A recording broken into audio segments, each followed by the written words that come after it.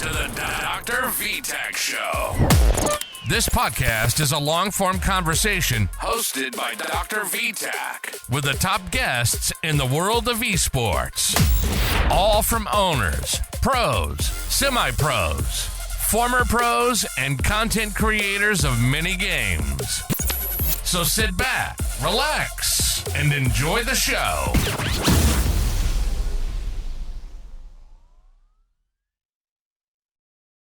Ladies and gentlemen, welcome to the DrVtach Show. Today we have a special guest. So I'm going to tell you right now, this guy is phenomenal. He's an Mnk player on Halo. He is really good. He plays with a lot of pro players. He's also been into a lot of tournaments and a lot of special events that the pros have put out. And I'm going to tell you, this guy is tough. Very tough. I mean, he's so tough. When Thanos snapped his fingers, Thanos disappeared. I'm going to tell you, this guy is tough. So, guys, I'm happy to introduce to you a very good friend of mine, a longtime friend. I know him for quite some time. XLR8.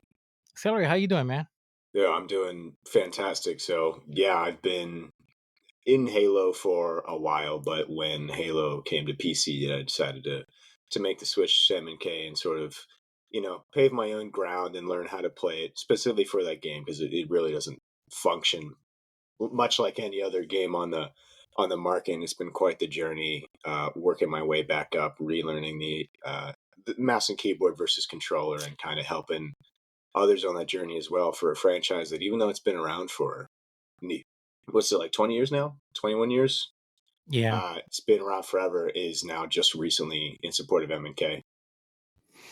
It's kind of rare to see somebody really good and talented as you are with Mnk. It's I don't know why is it that it was never that friendly with Mnk? Well, to be fair, it actually has been around a little bit. We had the initial like Halo 1 and 2 on PC, but back then, for the early 2000s, PC gaming wasn't a big thing yet. It wasn't until the whole it was like mid-teens, Fortnite taking off, all that stuff, where PC saw that large spike and large adoption for the average household gamer. I think in reality, it's just that most people, the developers were controller players, the players were all controller players. PC hadn't taken off yet. Xbox was not putting games on PC. Like, I think they might have had like a couple here and there, but not nearly anything as today. It just kind of didn't fit the gaming landscape. PC was incredibly niche.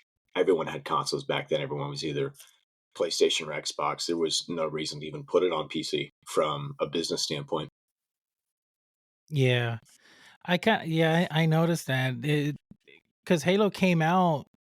That's the game that made Xbox really popular. Yeah. And I mean, I bought it. I bought that game. I loved it. Halo, what was it? Halo Evolved, right? That's how it was called. The Combat Evolved, yeah. Combat Evolved, yeah. It was fun, man. I loved what I really loved about that game was the storyline. And I will never forget the flood, That's a scene in that when all those little parasites start coming around and you just gotta like shoot and start killing and running off. It's like the storyline was, phenomenal storyline, and it made it really interesting. I was a PlayStation guy, believe it or not. My brother, I used to play on my brother's consoles. He had a PlayStation 1, and then I bought my own PlayStation 2. And I was playing like all the Star Wars Battlefronts, like those classic games everyone from that time period had.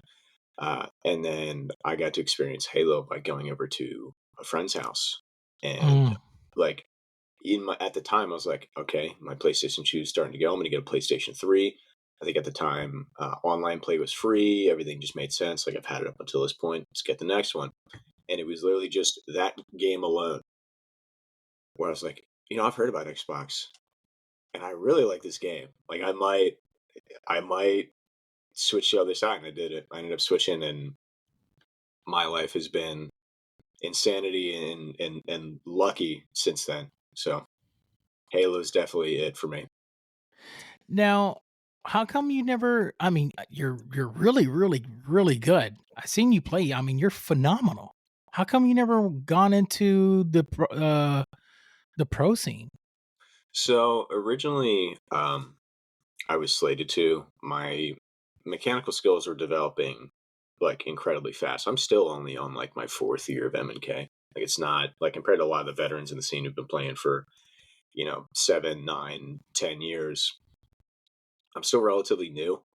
Um, but I was developing to the point where I could tell something was a bit special there. I noticed like I wasn't struggling with things like my peers were, and I was accelerating at literally half the time. I was signed to an org uh, when Infinite was being made and coming out. I was originally supposed to go into the pro scene, but in order to do that, I had to drop out of a lot of like community programs I was part of. So prior to Hmm. that, when I was like streaming and playing Halo and kind of building myself up, I was also working on things on 343 side, uh, not for the company, but alongside the company. And I had to sort of drop out of a lot of those programs to become competitively eligible. Hmm. And Yeah, because when it will create a Halo, conflict of interest. yeah, like you can't help produce the game and also compete. Like that just doesn't work. Yeah. It's a huge conflict of interest. Um, so the game came out and we were going to do it. And what we were quickly discovering was that the scene was very rejecting of an MK player. Um, and I Wow. mean, rightfully so. When the game first came out, it was a genuine struggle to be MK. All the MK players, even the top 100, were scoring accuracy values and damage per minute like not well below, but there's a noticeable gap between the inputs, um, and it kind of caused this stigma where when my org was scouting players, the players would be like, "Oh, you guys have a mouse keyboard player?" Like, no, I'm good. I'll keep my options open. So Mm. it was definitely a tough point, and it got to the point where I was watching players that were definitely better than me at the time, because when the game first came out, there wasn't the whole like aim assist thing on MK like we got in year two. It was just the product of your play was your aim and that alone. So you got to see like some of those like really genuinely God gifted players like kind of push through, Hmm. and I was watching people better than me, and I knew they were better than me. Just say like I can't do it. I'm dropping out, I'm going to Overwatch, going back to CS:GO, going back to whatever they were going back to or changing to. And I was like, I don't think this is the journey for me right now. Um, and then Raleigh came around, which was HCS's first LAN for Halo Infinite, and players were reporting their mouse and keyboard they weren't working when plugging into the consoles or into the dev consoles. They're playing on like crooked fold out tables, steel chairs. I'm like, this is not one. Not only does the game not support mouse and keyboard to the same degree as does controller, but the LAN scene, the HCS circuit, is not accommodating to those players. And there's pictures of like people from the first LAN like sitting on their legs so they can like get high enough on the desk to play right. Like it's just not a Wow. very It's like very accommodating. unprofessional. Yeah, it's now if you're a controller player, all you need is you put your elbows on your knees, you lock in, you're good. You don't Yeah. need much, but like as a mouse keyboard player, you got to have a little more in terms of an Yeah. accommodating setup to like genuinely play your best and like kind of keep that level ground. And I was like, I don't see the official side of things really accommodating the players. The game doesn't accommodate the players. This isn't really a good environment and endeavor for me to pursue. So I kind of had the choice of like, do I fight through this or do I go back to the programs I left, which those doors were open. That was made very clear when I made the switch. Like, hey, you are free to come back at any point. Let us know. And I just kind of made the decision of like, well, all the pros, once they're done, they end up becoming creators anyway. I can choose to pursue that avenue and not, fight my way in an uphill battle in a pro scene that doesn't want me and a company that doesn't accommodate me, like it's just not the right thing for this franchise. So I ended up just kind of kind of ditching that plan and just going all effort in and being a creator. And I think uh that's really why I play so well is I've kept a lot of those competitive, like sort of the integrity and the mindset to like little things I do. And even though I play like social playlists now where like I don't really need a lot of them, it still helps me kind of push beyond all the sweaty casuals because I have that like a little bit of the experience, but I use it in a way where, I'm a creator first. So, Yeah. For those that don't know, he Accelerate has a Twitch channel. Phenomenal, phenomenal, phenomenal. I highly recommend you go visit. I when I see you play and I see you do these battles, I to myself, I say to myself, I'm like, man, geez, one guy on mouse and keyboard, and you're going against so many people, and you're just out there just destroying. And I find it that you're having fun mhm. because a lot of these guys are playing, rank matches or they're doing, and they're not. And I see them frustrated and not having fun. But I see you on your end, you're doing your own thing, and you're just having fun. And I believe that if you weren't going to have fun on the pro scene, but you're having fun now, all kudos to you, you know? Yeah, it was that was also part of it was a lot of players were experiencing, especially with the initial True Skill 2 matchmaking system of ranked. A lot of players around launch were experiencing a lot of, feeling under the weather, depression. It was a very rough landscape for most people who were like, either trying to compete or just trying to work on their skills in matchmaking. Um, and I remember, so the game came out. It was in November, and we took a small break to play campaign in December, and then I think it was January. Um, I remember turning off my PC after my standard 4 hours of ranked and just going like, man, I don't feel good. I feel very heavy. I'm not happy for the Mm, 4 hours I just played. And previous to the competition, was a like social playlist player. I played a lot of BTB on MCC, so I already had the experience of like playing 4 hours a night every night, playing the fun playlists and playing with other people and building connections. I was like, this is such a contrasting experience, and it doesn't feel any better. I don't feel any more like personally filled. I'm forgetting the term, but yeah, it just wasn't really doing anything for me. And again, of all the issues we talked about with the HCS circuit not being accommodating in the game as well, I was just like this has to change. Like I know I'm gonna end up being one of those people that just kind of drops out and falls off the map one day if I don't change something. So yeah. Yeah, so now now you just dedicated 100% on content creation. Now, mhm. I'm always meaning to ask you, you have something on I thought you were part of the dev group or part of, uh part of well, 343 because on your Twitch channel says Halo community monitor or something like that. Mhm. So what does that mean? uh, it's intentionally vague. I'll say Okay. that because I don't work for the company. I am not paid by Oh, okay. 343. Like I can go out on Twitter and be like, this decision's horrible, and that doesn't impact any sort of income or position, right? Mhm. But I'm also not just like some guy wandering around the community, just kind of like hoping they listen to me. Um, just kind of, shouting into the void. It's the original things that I focused on, which was what helped me in my upbringing in Halo was moderation. So quite literally, like being a mod, either it was Twitch or Discord or Halo Waypoint, RIP. Um, and then it sort of expanded from there. I'm trying to think of what I like can and cannot acknowledge. I was part of the Reclaimers, which was an MCC group. We helped give them feedback to make MCC better. and then later on Pilots, which is the same program but for Infinite.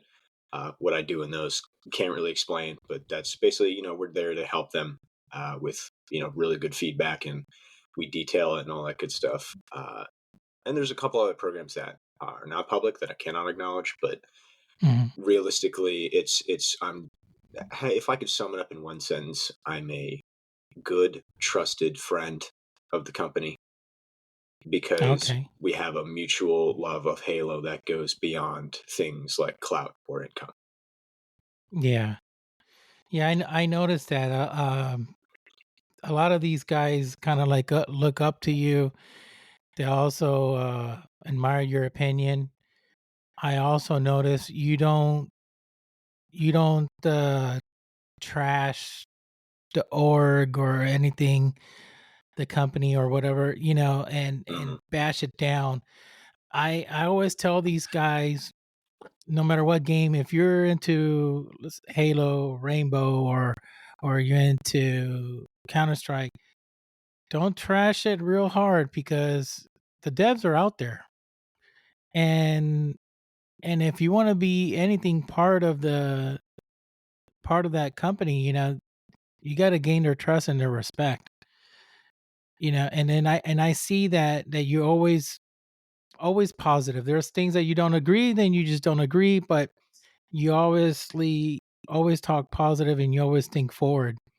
And that's a good thing. No wonder they trust you, So Yeah, the one thing I always try to tell people, and it's mainly like when I'm coaching other creators, um, the secret to that specifically, like not trashing the game, you can say the same exact stuff. Like you can say you hate a decision, you can say a decision was dumb, but you have to understand how to properly word it, like correct. someone who's civil, an adult. Like rather than saying like, "Oh man, they took out this map. Who's even working on this game? They deserve to be fired." You could easily say the same exact thing, but just say, "I really liked that map. I really wish they wouldn't have removed it. How do people feel?" Maybe ask a question, "How do you guys feel about it?" Or like, "I hope in the future the map returns." Because on the developer side, that's the same exact feedback. If anything, that's more valuable feedback. Yeah. Okay, he's upset with the removal. He wants it back. Let's see how many other people agree with this.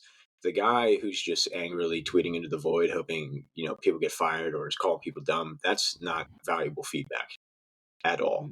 No, whatsoever. But you can, Yeah. again, like you can say those same exact things. You can express those concerns. Like it's like a lot of people have that misconcern of like, oh, well, he just doesn't say anything negative about the game. You can very easily say the same exact stuff you want to say. You just have to understand how to say it in a way that's simple. Yeah, I agree with you 100%. There's ways to say things. You could say, I totally don't agree with this decision. I wish they would have sent out a vote. That's what I say a Hmm. lot. I Yeah. wish they put out a vote, had the fans decide and see what the fans like. Hopefully, they return it, but I totally don't agree with it. A lot of pro players, they bypass all that. They bypass that and they'll just speak out their opinions and tell, "Oh, this is trash. This is horrible. Freaking hate this game." And then, you know, and I say to myself, that's not good. One, because it doesn't show professionalism, but then on the other hand, they could go other ways to say it, but not that cruel. Hmm. Also, also it doesn't help you as a content creator, as a pro player, because people they see that you're trying to take advantage of your position to put out on a statement, and it's not good because now the company would probably they made a thought of you in the future to do something with you, but for you trashing them like that, now they're not going to do it, and Yeah, you're and I doomed. mean it's understandable in a way. It's not excusable, but it is understandable when players and creators kind of lash out like that. it's often in the position of like, oh, well, I've been bringing attention to this. It's been a year, 2 years, 5 years. Nothing's happened. Like the frustration will build over time.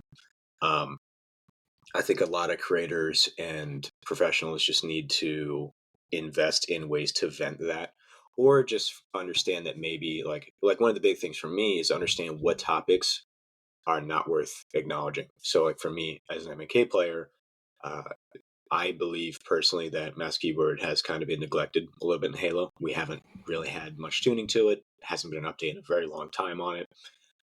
And I have learned in myself that the more I talk about that, the more irritated I get. I'll even like if someone asks a question on stream and I talk about it for too long and go in too in depth, I'll get irritable. I'll start getting mad when people kill me in game. Like it'll sort of tank my emotions. So like one of the big things I kind of picked up in my years of creation was learn what topics are worth your time and energy Mhm. and know which ones to avoid because they'll get at you. Because a lot of times, especially in an environment where you feel you're neglected by the development team, like you're not like they're not listening or no one's acknowledging the problem publicly, privately, whatever.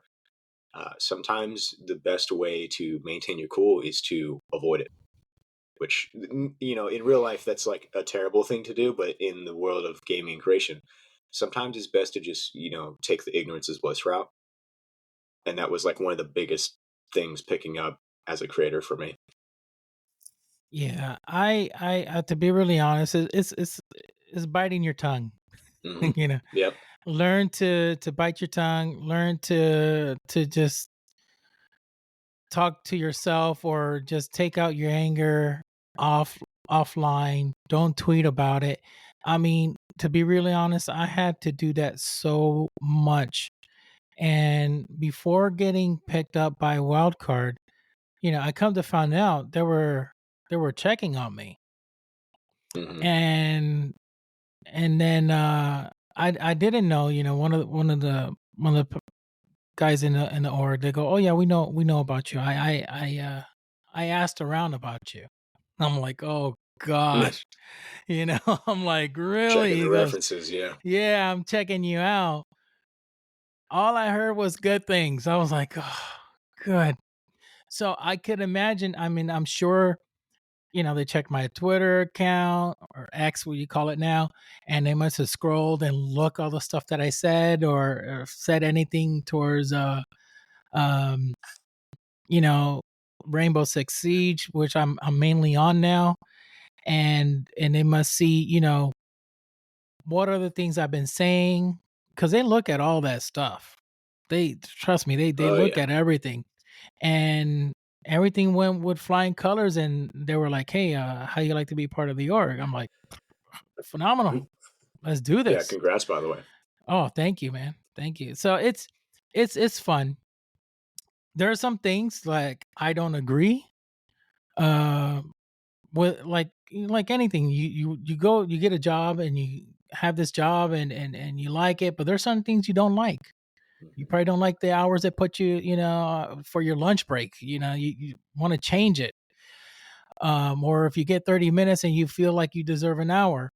So there's some things within the org, I don't, like, wow, totally 100%. I leave a feedback. I talk to my manager and leave a feedback. Hey, I wish this could be improved, or I wish we could do this, and that's Mhm. basically it.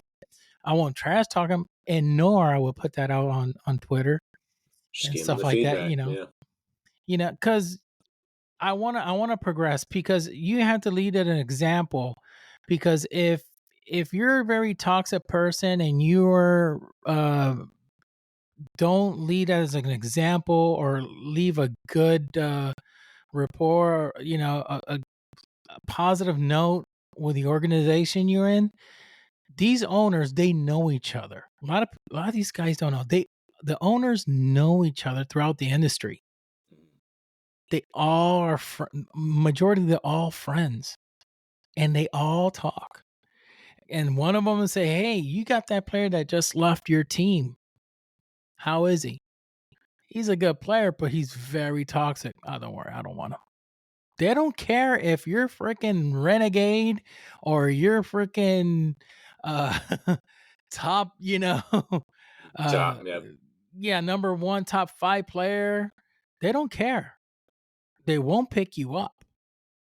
And these and the Halo's kind of like one of the things that I don't agree with Halo Pro Scene is that they like to recycle their players, a lot of the pro players. So one pro player leaves, he goes to another org, and they just switch back and forth.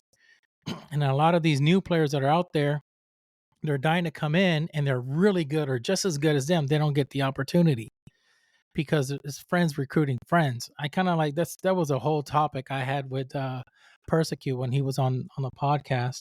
Yeah, I've seen. And I get to sometimes because I follow so few people on Twitter, my feed will often get filled with like random community members and tweets that gain like weird amounts of traction. That's a big point of like conversation that I see from time to time, especially from the smaller guys, is they feel like they cannot. It has nothing to do with how you play.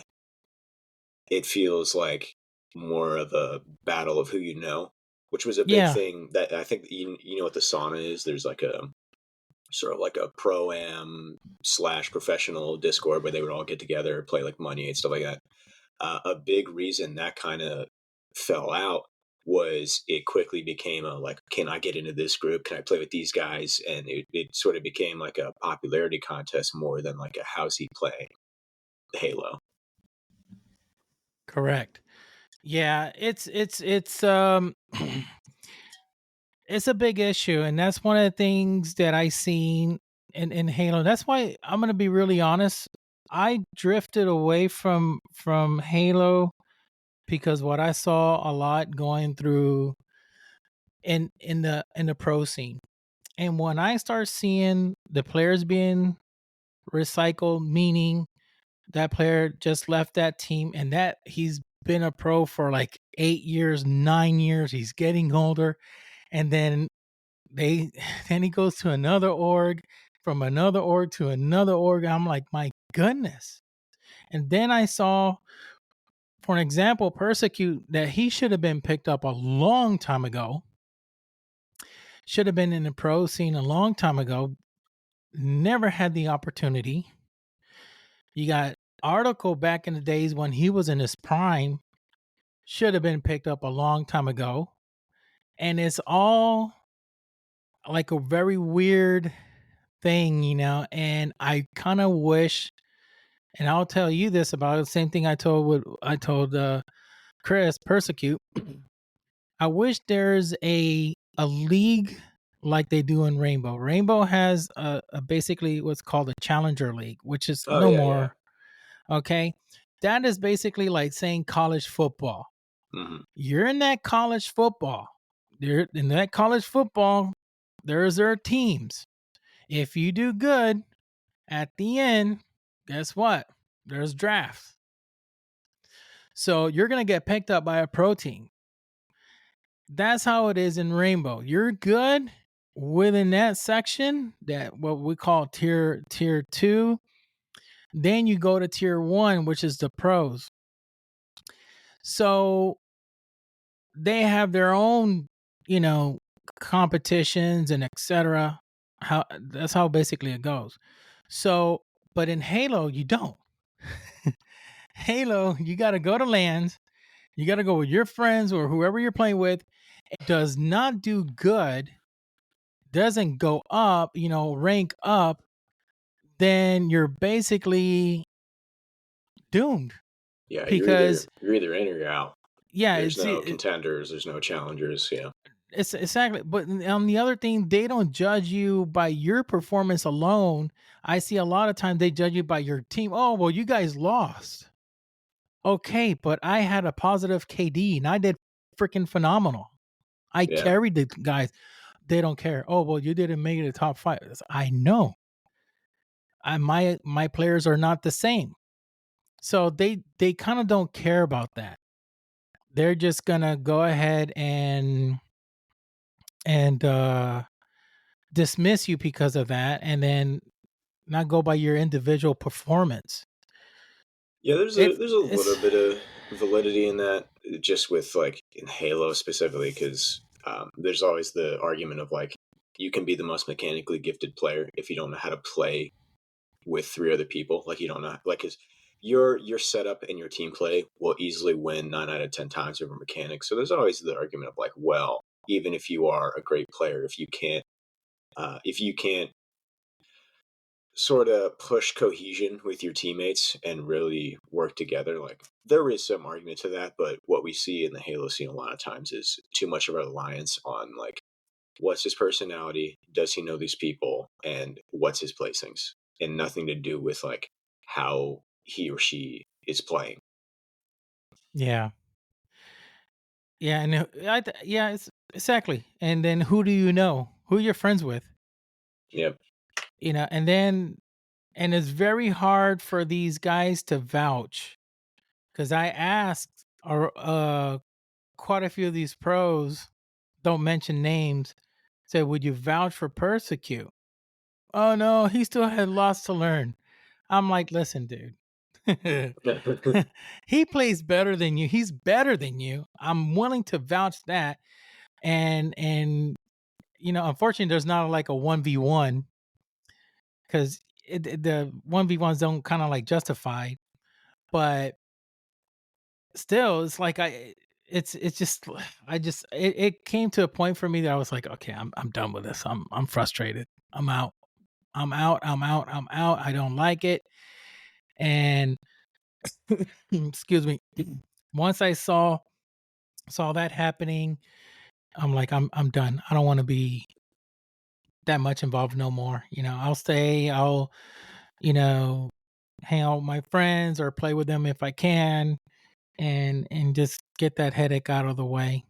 Yeah. Because I was just getting frustrated because I was waiting.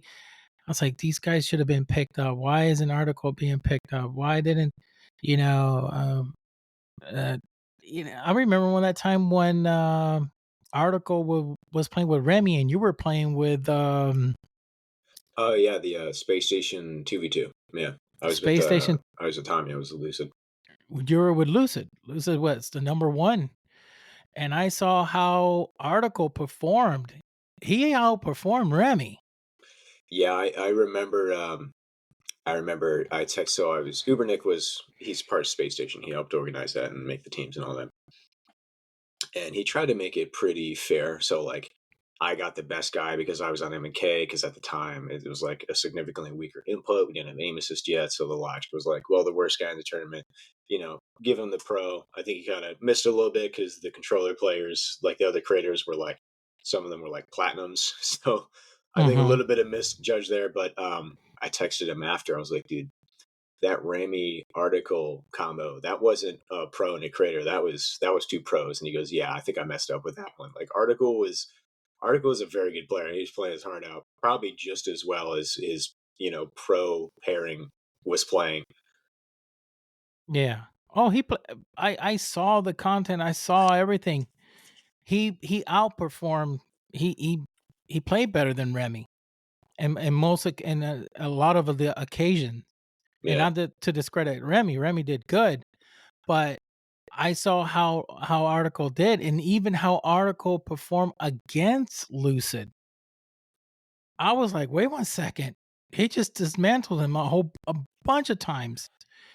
And right after that, I messaged somebody and I said, "Do you think he's going to get picked up now?" This person told me, "I don't doubt that he would get picked up. He should be picked up like in no time." He said, "I give it a week after what we saw today. He's going to get picked up." It's never happened. That's yeah, when I said to myself, "You know what? I'm done with the Halo Pro scene. This is all in my opinion, this is all freaking dirty. This is all about friends recruiting friends. He will never get picked up. It is done." And that's when I gave up. I went back to Rainbow. yeah. I'm pretty impartial. I'd say I'm not quite at that point where I have like a pretty strong dislike for HCS, but my gripes are more of just like the cumulative opinion on how ranks should operate and how HCS should operate, like the sandbox that's in use, like more of the literal gameplay elements. Mm-hmm. HCS just genuinely doesn't really entertain me to the degree it does other people, to the point where a lot of times I like what I've been doing is, I'm live 6 to 7 days a week, playing Halo, playing social playlists, and building with like the casual community. When a regional comes around and all the like partner streamers get on, they all stream, they get drops, it buries all the other creators. I will literally just not stream for like 2 3 days, like during the regionals. I'll just go do other stuff, like take care of, real life things outside of content creation, because I'm like, I'm not entertained by these tournaments. There's a couple of pros I like, but most of them I don't either know these people or I don't like them. I don't like watching the gameplay. Like I like it genuinely. The scene just does not do anything for me. Sort of in the same mindset. Yeah, and to be honest, that's going a lot. A lot of fans now are having the same mindset. They're looking up more to content creation and looking more into content creators doing their thing than into going to the pro, looking at the pro scene. And you could ask, a lot of times I ask, do you know who so and so is? And they're like, no, who's that? Well, he's a pro player. Well, I don't watch pro. Hmm. And I go, really? I go, why not? I said, nah, they're just a bunch of high ego people. I just don't like it. I'm like, okay. So a lot of people are not really into the pro scenes that much. Yeah, I think that's statistically, I think it's pretty standard across most games. It's like most of the casuals, especially ever since I think Siege is one of the big proponents of that. Is a lot of people are like, stop balancing the game around pros, and then they sort of they a divide sort of happens, and I think Call of Duty that really hit like a breaking point recently, where they're like the pros keep getting stuff GA, just play, and Halo had sort of that fallout as well. And they, the casuals don't want the game catered to the pros don't want the game catered to casuals. It causes a big divide. So it kind of happens a lot more nowadays, where a lot of people genuinely just don't even pay attention to pro play. Like I play Siege. It's like my off stream game. Like up Hmm. somewhere in the diamond, usually, like doing pretty okay. I don't Diamond, know who. jeez, that's freaking good. I I'm like I like teeter around like the like high emerald, low diamond. I don't think I've ever been champ, so I'm not like top tier, but Well, you mean high diamond, low emerald, because it's plat, emerald, and diamond. yeah, Yeah, yeah, that's yeah. I the forgot what I said, but yeah, it's like right on the tier yeah, between like emerald, diamond. I think like right now I just dropped down like emerald one, but I was diamond for most of the season. Uh, and yeah. like I have no idea who any of the siege pros are, because for me, I'm like most regular players where I just get on, I just play with my boys, we have a ball, and then I go to the gym. It's like, while a lot of the changes and stuff are dictated towards the top end, it's just not something I care about. I'm not invested in the game to that point, and I don't want to be a pro. I don't like playing pros. I don't like playing the crazy Mozzie Roni spammers. Like I just want to play and have fun and like Have revolver people fun. as Yeah. Montanya. So it's like a lot of people are like that across most scenes nowadays, where they're like, I just want to get on and I want to either play by myself and have fun, play with my friends and have fun, just socially play. And that divide, which on its own is a good topic of like how can that divide be kind of remerged. But yeah, it seems to be getting more and more standard that a lot of people just don't really care about pro scenes anymore. People are Um, kind of esports out. I think especially after like the big Fortnite stuff happened. what happened with the Fortnite? What? Well, just like the lots of I'm trying to think back. Um, Fortnite went so hard into esports, uh, in terms of like the game catering more and more to like speeding up building and having the open cups and balance changes happening based on what the pros wanted and all that. Like that was a big. They were one of the first games to like really push for like a competitive scene. Um, and then years later, no build comes around, and you see all these people go like, "Oh my gosh, this is way better. And a huge divide suddenly happens between all the people who are like crazy, 90 crankers going like, oh, you guys are just bad, go play no build.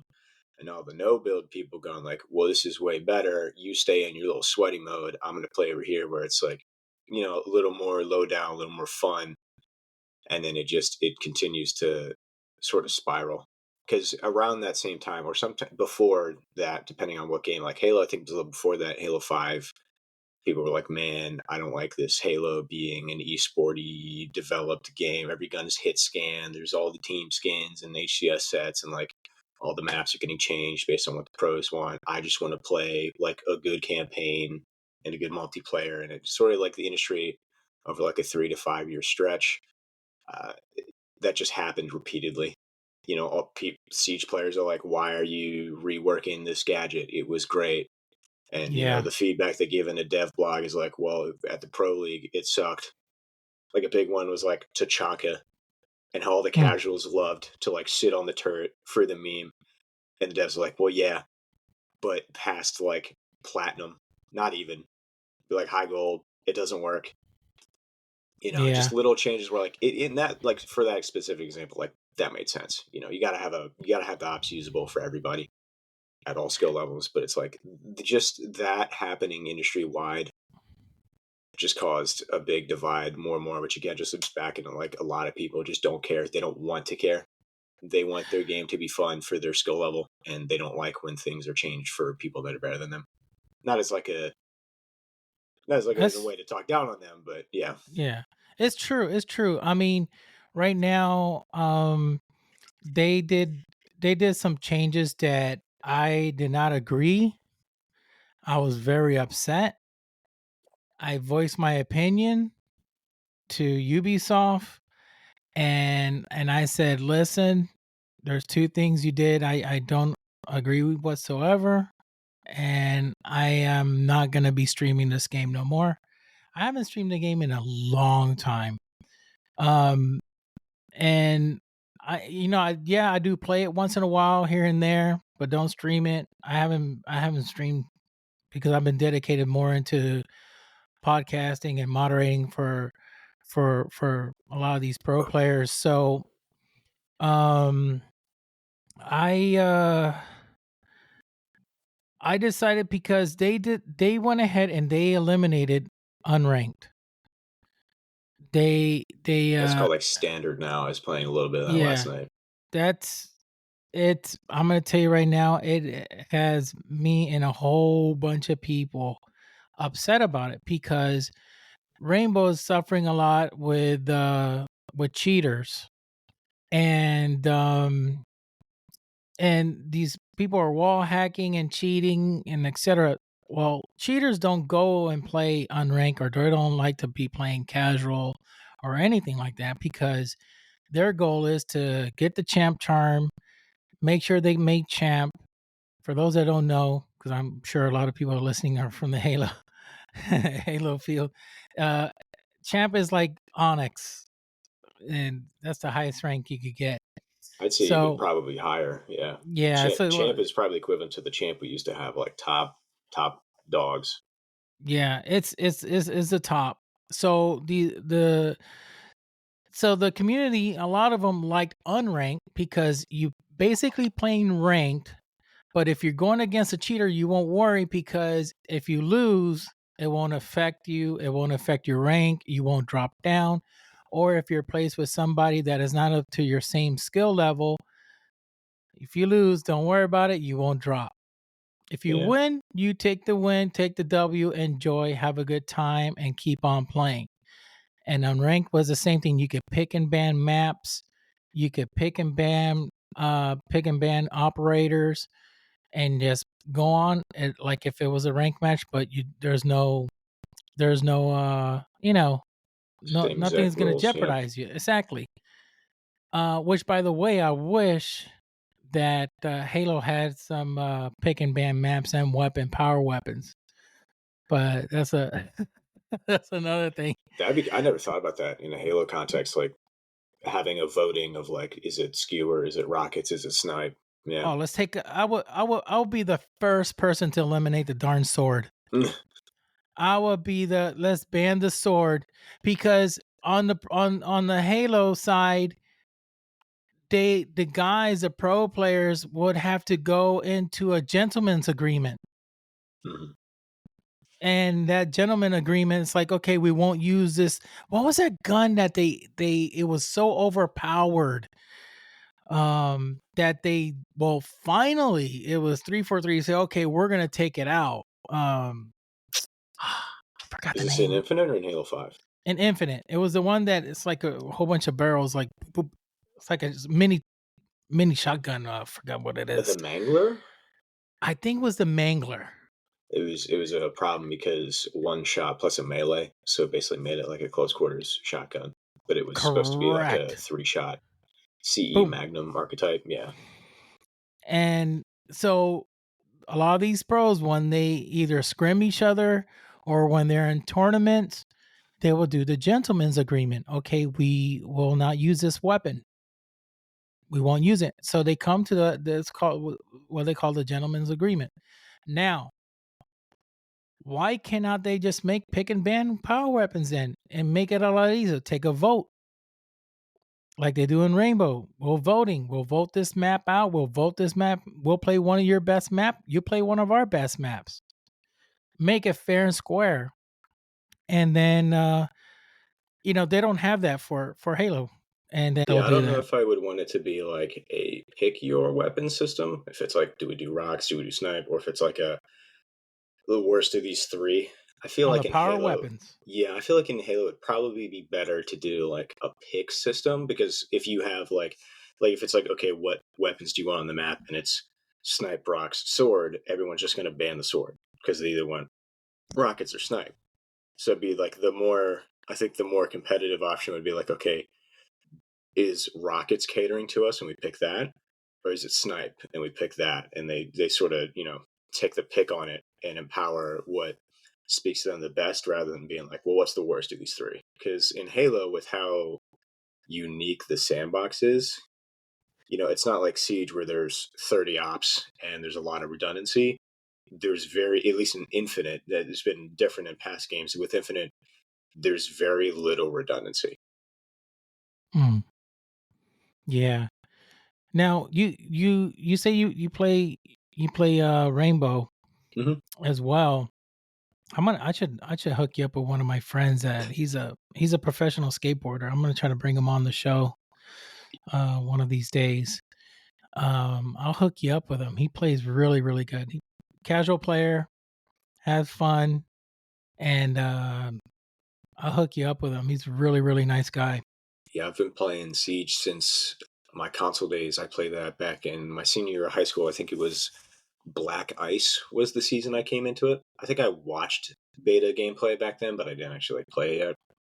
Yeah. Black Ice is when I came in year one, and I've basically stuck to it since. There's been like maybe like a season or two in a row where we would like me and the guys would like take off, play a different game, but that's pretty much been like I always end up back on that at some point. You know, every couple months, every year. It's been a long time. I think I have a lot of like year one cosmetics, and I'm like level 240 something. I think, which isn't like insanely high. Like I don't play every day, all the time, every month, all year, but definitely put in a lot of time in that over my almost decade of play at this point.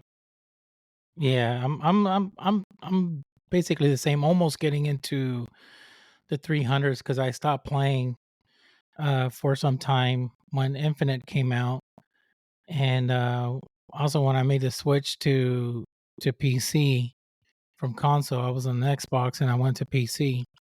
So yeah, I stopped playing it for some time, and then I got back into it. So because with Rainbow, when you're playing on computer, you got to play.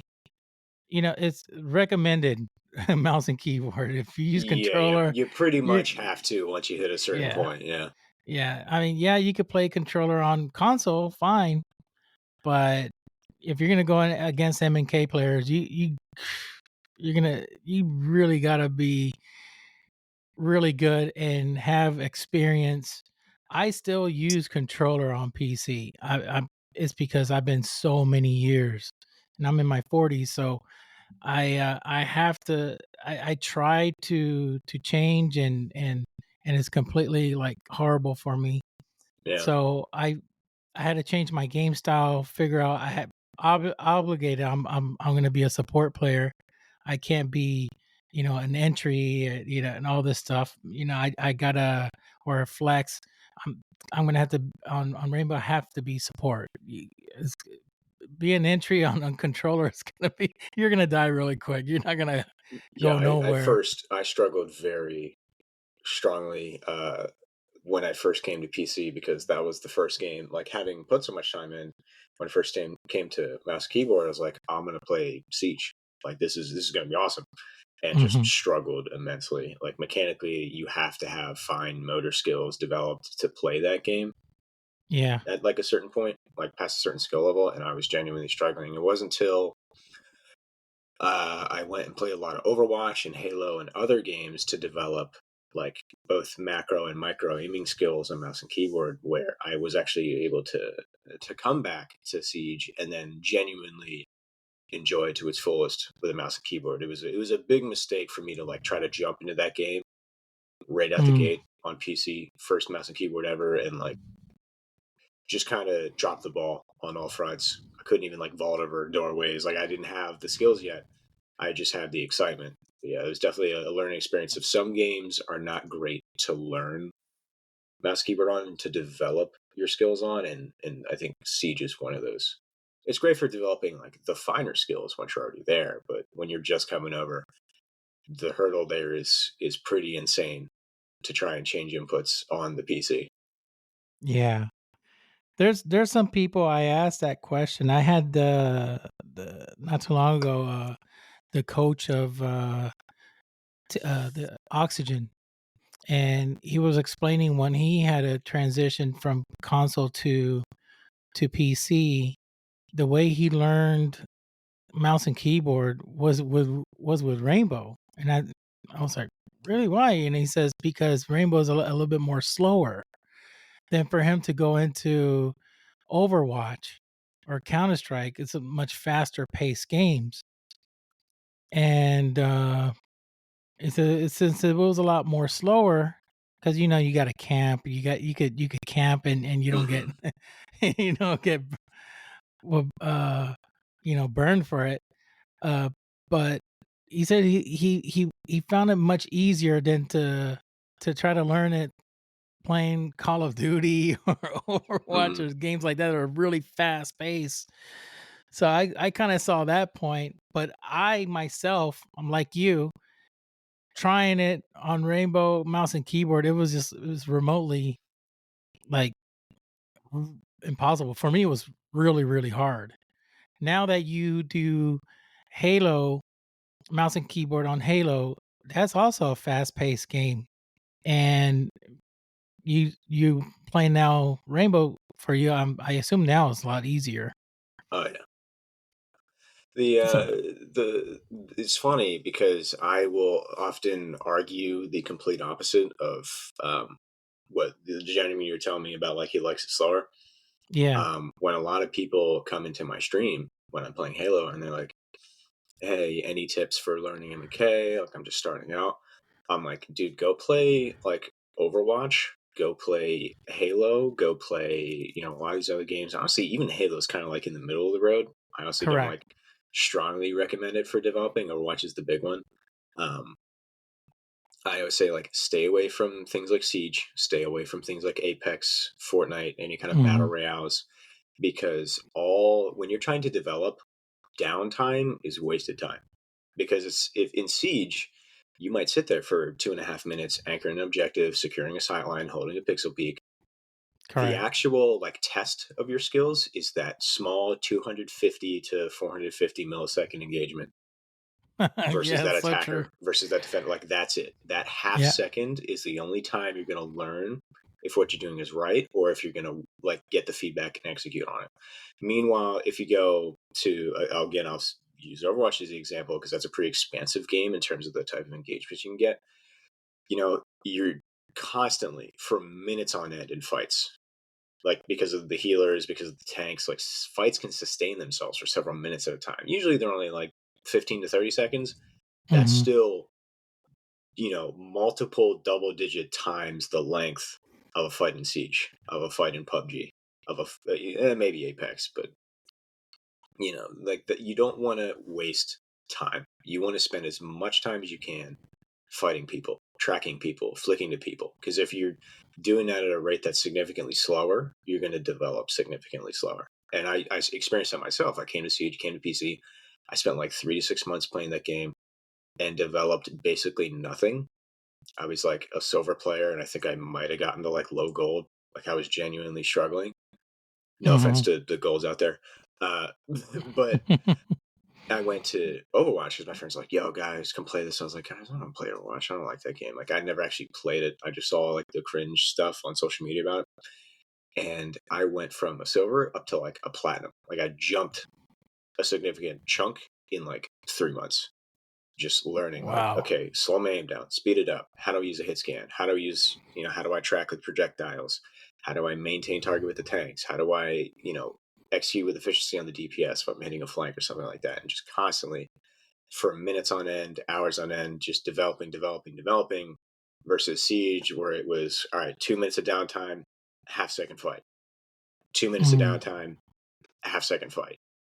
And just doing like nothing, and not even working on my tracking, not even working on, how can I, like in Halo, you have like people jumping over you. You have to know how to like flick your aim up and track them on their way down, stop your aim at the right point. That is not something you'll ever do on Siege, other than maybe if someone jumps over a balcony, and that's 1 out of every 500 people you're going to fight. There's just so many things you don't do in that. So whenever someone's like, yeah, what games do you recommend? I'm like, stay away from the battle royales, stay away from the slow-paced games. You want to be fighting as many people for as long as possible all the time, and you will develop so much significantly faster. That makes total sense. That does make sense because it does take time to adjust. On Rainbow, you got that millisecond, and if you're in a 1v2 situation, forget. You're not going to be focusing so much. You're going to try to focus on surviving and how to get out of that situation. So yeah. So now what are your plans now on Halo? I mean, I know Halo's struggling a little bit. I mean, the viewership is not up there like anymore. I know it's it's going through a little bit of turmoil, if you say, if you may. It's like it's going. It has its ups and downs, but I'm still hearing a lot of people complaining about it. They're not happy with it.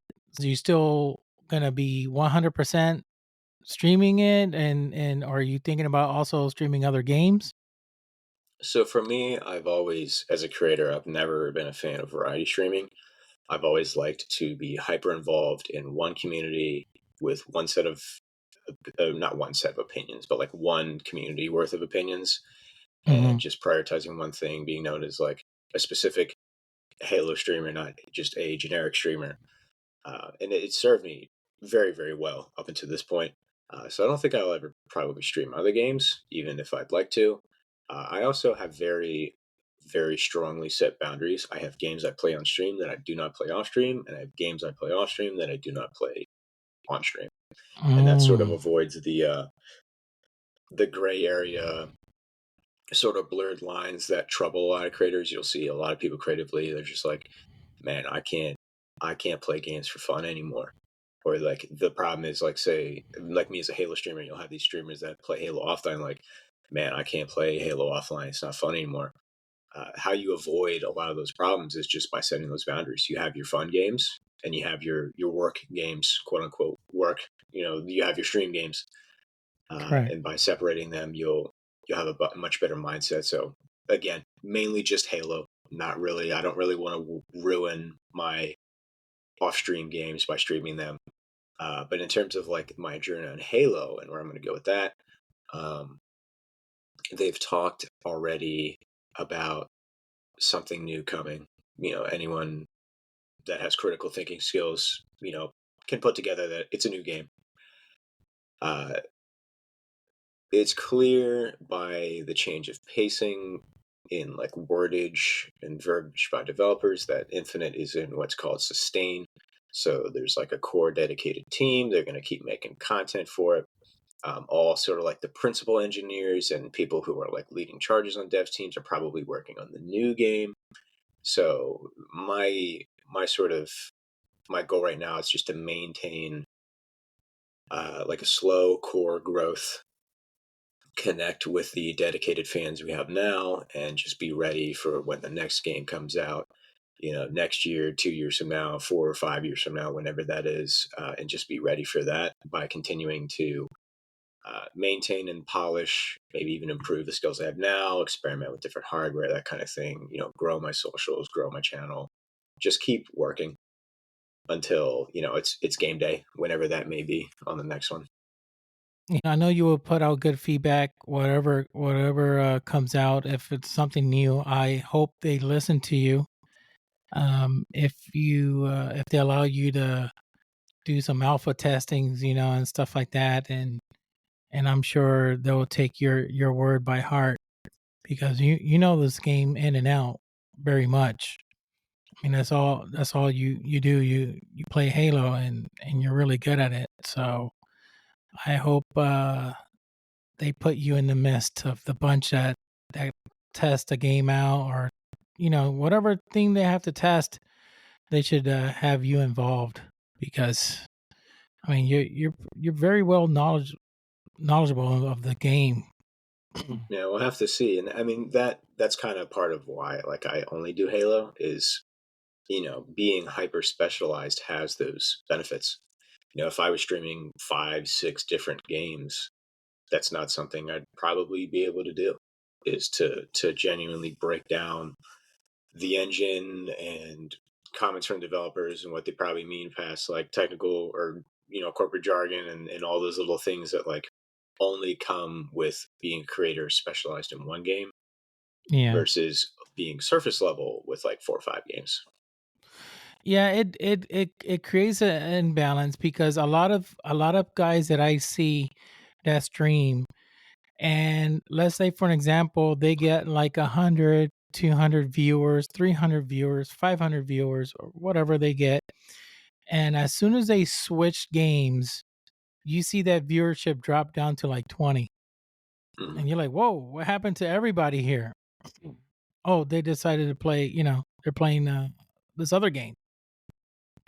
And whatever game it is, it could be a popular game, it could be like Overwatch or something, and then you just see them with 20, 15 viewers. And as soon as they go back onto the original game they're known for, all those viewership rise up again. Yeah, Then you that's get the that's that's pretty standard, I'd say, and yeah. that's partly why I sort of stay just on Halo. Is I've always had this mentality of like people will watch you because they like you, they Mhm. like the game you play, and they like how you're playing it. And And you're if like, you change that game, if I don't know, say Uber Nick's playing Halo, and I'm like, this is cool, get to watch him, hang out, laugh with chat, and then you say he decides to randomly stream a different game that I've never heard of, probably not going to watch it because I like him and I like Halo. And one of correct. those check boxes just got like unchecked. So what viewers will often do is they're like, okay, well, there's also like most viewers don't have like one person they watch. Most Mhm. people have like 2 to 3, maybe up to 10. It all depends on how involved in Twitch they are. They're likely just going to go watch one of their other people they also like to watch who is checking all those boxes currently. That person, he or she, great person. They like that person. They're also playing Halo, and they're playing it in a fashion they like. Either they're a ranked viewer and they like to watch ranked or socially, whatever it may be. So Mhm. it's pretty common for your viewership to fluctuate like that. And there's sort of the Yes. counter argument of like, well, you just haven't developed the community for that yet, like on whatever other game you're streaming. But I mean, realistically, like trying to build a two at once, kind of that is extremely challenging and probably won't go the way most people hope. So that's why I basically for 2 years straight only streamed Halo. Yeah. Do you remember that time I got you to I hooked you up to play with Summit? Yeah, dude, that was crazy because I think like a week later he stopped playing Halo altogether, Yeah. something like that. Yeah, He stopped playing it altogether, and there were some people that were waiting to play with him, and I said, "Well, you lost your chance. I texted you, I DM'd you. I said, "You wanna play?" He's down. yeah, that was Oh, a cool moment that I was actually excited for, just for like the experience. Like I know a lot of people would be like, "Oh, I'm gonna have thousands of people watching me," but it's like I just wanted to play video games and see how he sort of thinks about it. Having, he's already there. He's made it. He's done. He's just playing games yeah, for fun. Like I want to play with someone like that and see how they're like interpreting Halo and all that. I had my phone like pressed against my stomach against the desk. I was just waiting to hear like anything. I think I got like an Xbox message on my screen or something like that. But yeah, like you take that opportunity, and it's really unfortunate that apparently some people were not really looking forward to it, or at Well, least it's not taking it seriously. I think they didn't take it serious. Well, remember one thing, I don't recommend everybody. That's me. And if I'm gonna have somebody like that play with one of my friends, I wanna make sure the friends that I'm gonna recommend are gonna be good. And also they're not toxic, you know what I mean? If I'm Hmm. gonna have somebody to play with a family member, I gotta make sure this person is cool. Yeah, That's an example. So when I told him, "Hey, listen, I could get you somebody," and then he looked me up. He found out, he went and searched me up real quick. He was on stream. He goes, "Oh, okay, you're this moderator guy, this and that." And that was before I got picked up by Wildcard. And then he said, "Sure, who do you know?" I said, "Well, I know quite a few people. Tell me." I mean, you name it. I could try to get Renegade. I could get, Persecute. I could get, some Renegade couldn't because he was AFK. Uh, Purse had some situation he was trying to deal with. He couldn't make it, so he was playing with Eli X. Really good guy. I know Eli. And then and I kept on looking through and I asked some other people. Some people were just like, "Oh, hold on, I'll let you know in a minute." I'm like, "Are you sure? You want that's to hold crazy. off? You want to wait? What are you doing?" "Oh, I'm just playing here I say, "Are you solo queuing?" "Yes." And I'm like, "Okay, get off that and come over here." And I don't know if they like probably like, "Yeah, right, sure." I kind of highly doubt it. He's playing, and I said, "Take a look for yourself." So I said, "No, you know what? Let me find who else." And I go, "Accelerate." And then you're like, "Sure, no problem." And I'm kind of glad you waited because I know you had to wait quite some time for him to then call you in. I mean, I fell asleep waiting. I said, I'm like, "What's up with this guy?" Etc. And then I saw in his chat, people like, "Yeah, Accelerate. Yeah, he's good. Yeah, yeah, yeah." And then finally, the next day, or you were still playing or something. You went on like almost a 24-hour stream, and then you messaged me, "Oh, bro, I got to play with him." I was like, "What?" Yeah, it So was I a had a really cool experience. Yeah, Yeah, that was amazing, and you did phenomenal. You did good.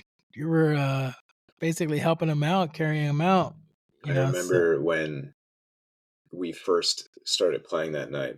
I think Summit like picked up the sniper. I think we were playing Pit. I think he put this clip like all over social media too. He like hit like a triple jumping off a snipe, and I forget who he's playing with. I think it was Poland. Oh, And Poland, yeah. yeah, he goes, "That's why we give Summit snipe." I was like, "Okay, I don't know. I just got here, man. Like I'm still trying to figure out who everyone is, but like noted." And then by the end of the night, all the like crazy snipe side hit and stuff. I remember hearing Summit go like, "Maybe we should give this guy the snipe." I think we were on the remake of Plaza, I think, and I hit like jumped off and hit this like triple no scope or something like that, some ridiculous. And he goes, I heard him like sort of like mutter, so I was like, maybe we should give this guy snipe. And I was like, oh yeah. I was like, no, dude, it's yours. That's why we give you snipe, dude. It was just Yeah. like a funny little moment. of like Yeah. how the energy changed as the night went on. But yeah, that was an awesome experience. And like, I don't know, maybe people like didn't know who he was or something, but for me, like getting into streaming, you hear about, Ninja, Tifu, G, Dr. Disrespect. Like he's one of those Yeah. all time greats. It's like, why would you not? You know, if someone Correct. was like, oh, if you want to like do a round of golf with Tiger Woods, most people are like, yeah, like Oh that was one of yeah. those like no brainers where you're like, why would you not want to play with Why someone would you who's not even one like of the OGs? correct? Really, really nice guy, and then I was happy that he listened to me and he said, "Sure, I'll bring him in." I said, "Don't worry, he's trustworthy, non-toxic. You won't have a problem because they're very, very iffy in who they bring on to play with them." Be- Understandably, yeah. because remember they're live streaming and anything you say could probably jeopardize his channel. You got Twitch on their backs, just listening and watching. Some people are very toxic and just waiting for you to say something to immediately report you to get you in trouble. So I can understand why him and a lot of others that are very famous and popular are kind of really stingy about whoever they bring on. So, he felt confidence with my word and he said yes. And then he brought you on and I'm happy you guys had a good time and had a blast. I saw the whole entire thing because it was recorded and I was like, man, that's freaking awesome. That was Yeah, crazy. it was definitely something I won't forget. Just Yeah. out of like how cool that was. Like again, like if I played a round of golf with Tiger Woods, dude, I'd be yapping about that until the day I'm gone. Yeah. Or if I was throwing buckets with Michael Jordan, you'd be like, oh, dude, this is so. I love that I'm comparing him to like Michael Jordan, Tiger Woods. You know what I mean? But he's like one of the Twitch OGs. It's like, dude, Yeah. I got to Very play OG. Halo with Mnk. This guy's got tens of millions of followers across socials. Like Oh yeah. this guy is one of the guys. Like, He's an OG. He's yeah, yeah, he's one of the top. that's crazy that people are like, oh yeah, I'll get there. I'm solo queuing. Like I was, Yeah, they didn't even I was like, you know who I am? You know what I'm telling you? yeah, I popped into his stream. I think it started. You were telling me like, oh, did you want to play or something like that? And I popped into his stream and I was like, hey, what's up? If you want to game some time, let me know. And he was on stream. He saw it. He was like, yeah, dude, we'll get some games. And I was like, cool. I'm assuming I'm just like on standby if they want to play. If it, I remember at the time I was talking to Chad. I was like, if it happens, that's dope. I'm definitely gonna play. If not, no worries. Like, I'm down for the experience. And I was just playing BTB, doing my thing. And I knew right away when he was ready. Because when you have, you know, 16 to 20,000 people watching you, like chat's pretty self-motivated to make stuff happen. Oh The yeah. second he was ready, I was playing, I remember exactly where I was on a match of high power playing BTB. And like 5 first-time chatters come in, like, someone wants to play, dude, someone's waiting. Immediately get hit with like 6 invites on my game bar. Like, I knew the second he was ready, and immediately I was like, good luck, guys. I left the game. There's like 9 of my teammates playing together. Like, they were going Yeah. to be fine. Social Yeah. playlist didn't really matter if they weren't less anyway. So I dipped out, immediately joined the Discord, and we just started balling. And it was great. It was an awesome experience. That's phenomenal. That's phenomenal. Now he's really into he was playing GTA and then all of a sudden now he's playing Escape from Tarkov. So he's into that now. He's all over the place.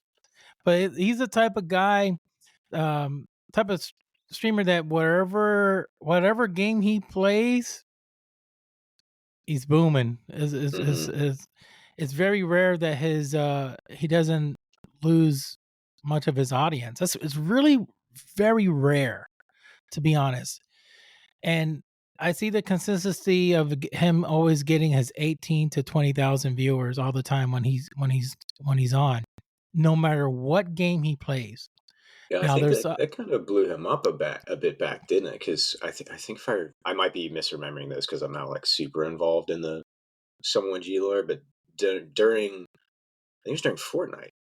he didn't like the game, right? And he went like viral on social media one day for basically just going, guys, no, you know what? Because every other stream on the planet was like, let's stream Fortnite. The category had hundreds of thousands of viewers. It was a no-brainer as a creator to go play that. And he was like, guys, I don't want to. You know what I want to do? I want to do Sea of Thieves. And he started streaming that, and people were like he kind of went like mini viral because people were like, that's respect, dude. Like you're Yeah, not just like soaking yourself in the category you don't want to play for numbers. You're playing what you want to play. And exactly. You're having fun. he developed like a really large core audience of people who respected him for that. Yeah, he wasn't a follower. He's Yeah. more like the leader. This is what I want to do. I'm gonna enjoy it. And the good thing about that is that he the good thing about that is because that avoids from getting burnout. A lot of these players, top players, like let's for example, Ninja. He played, and all of a sudden he's like, I don't want to play no more, and he stopped playing, and everybody thought he stepped away from Fortnite and decided to never play the game again. It was a point that he just like, I need a break. And that's what happens when you start playing uh to a point that you just like, you're not enjoying it anymore, and you need a break. So I do admire that about him, that he just decides to play what he likes to play. He was gonna play, okay, I'm gonna play Sea of Thieves. I'm gonna play this game. I'm gonna play because that's what he likes to do. And on top of that, he's having fun while he's doing it. So, I tip my hat off to him, because that's the way to do it. The worst thing you could do is get burnt out. And the way you're doing it, you stream your content, but then you play different games while you're offline. And that right there, and it creates a balance, because you're still enjoying gaming, you're doing what you got to do, but when the content creation comes, it's like a job. You're going to go ahead and dedicate and focus into Halo. This is what people like. They see you playing Halo, they love it. And then off stream, you just go ahead and play all your other games, and you have fun in it, and then you don't get yourself burnt out. A lot Some folks don't do that. Some folks just go ahead and immediately just play one game, they stream it, and then turn off their computer, and they're done. So that right there is like a big no-no. Don't do that. Just enjoy other games as well. Have Hmm. fun with other games. I mean, I do that. I play my flight simulator, or I play um you know my Rainbow, or I play once in a while. I go ahead and I play a little bit of Halo. Now I'm into I don't know if you don't know if you I don't know if you played the finals. A bunch of my friends have been getting me or trying to get me to play that. Yeah. Oh my gosh. I'm gonna be honest with you, XLR. I think you will do phenomenal in that game. That's what everybody's been telling me. Yeah. The one thing that's been actually catching my interest is I heard, I don't know if this is true, that apparently that game was made by like a split off subdivision of the old DICE that made like Battlefield 4, like some of those older Battlefield games. Mm-hmm. And like I've loved their product, specifically Star Wars Battlefront 2, Battlefield 4, that kind of thing. Like Mm-hmm. I was like, well, if the game is anything like those games, which were some of my favorite games of all time, like I would probably love it in terms of, balance, visual fidelity, gameplay, that kind of thing. So It's a mixture. How can I say? It's like a mixture of Apex, a little bit of like COD, a little bit of Overwatch when it comes to healing. Um, you just gotta see it. You gotta try it for yourself. The good thing is that it's free. You don't spend no money on it. It is free. Obviously, they're doing the same Fortnite tactic in other games. Is that if you want to buy skins, that's where they're gonna make their money. mhm. So, because they're giving the game for free, but if you want to upgrade certain weapon skins, and all this stuff, you just got to pay for it, which is fine. use a default. But it is really fun to be honest with you. It is really fun. You should listen to your friends and try it out. I know you may have seen it but once you play it, it's really would change your mind. You will see it. I mean, what's the worst? That you don't like it? Just uninstall it. It was free. And you Yeah. don't have that guiltiness of like, man, I spent $50 on this game, or 70, 69.99, whatever. You don't, no, you don't spend nothing, so it's free. A lot of guys are playing that game now. They're just having some fun with it. Yeah, pretty much. I say like 5 different people. So like Carson and Co, DNC, some personal friends I play with offline that aren't really in creation. A lot of people have been like, dude, come play this with me. I'm like, no, dude, like I gotta go to the gym, or I gotta do this, gotta do that. Like there's always something I'm working on. Like I just can't get myself there yet. I have Halo and I have Siege. I'm not really branching out too much right now. One of these days, I could try to set up a day that you could play with one pro. See Yeah, that'd be to awesome. Yeah. see how you would like that. Here, I'm gonna hook you up. Play with a pro player, or have them come on and play with you and have some fun, and and you can make it. You can stream it and uh and have that happen. Let me coordinate. Let me see. I could talk to a couple of my buddies. I have quite a few people out there that I'm sure they would you know make that come true. So you could have that privilege of saying, "Hey, I got to play with Summit on Halo. I got to play with a Rainbow Six Pro player." Yeah, it'd be dope, dude. It Absolutely. was It's a big difference. Let me tell you, it's a very big difference. I had one of my pro friends play with that professional skateboarder. I'll tell you that plays Rainbow, and all you hear all the time, "Oh my gosh, you're the goat! You're the goat! You're the freaking goat!" It's like, yeah, I'm good. I'm okay. I'm like, oh my god, how do you clutch that? You beat everybody. The way these pro players play is so different. They have a different mindset. They see things very differently. So it's really crazy how they play versus me, a casual player. They do everything totally different. And I always say that Rainbow is like a game of chess. You got to figure out what the other person is trying to do, what they're thinking, and then you got to counter that and try to beat them to it. It's really crazy how Rainbow is versus like in Halo, it's more like where they're going to spawn. Yeah, the control of the map, control the power weapons. Yeah, Siege is very like Siege is a bit of more of a ground war. Halo has that aspects to it about like controlling certain spawns and forcing them over here, but Siege Mhm. is just about like we gain an inch here. I gain this angle here. I can push up, hold this. Now you can move up. It's all about just inching forward, not getting Yep. picked. Whereas a defender, just like holding them back, denying that, maybe gaining background.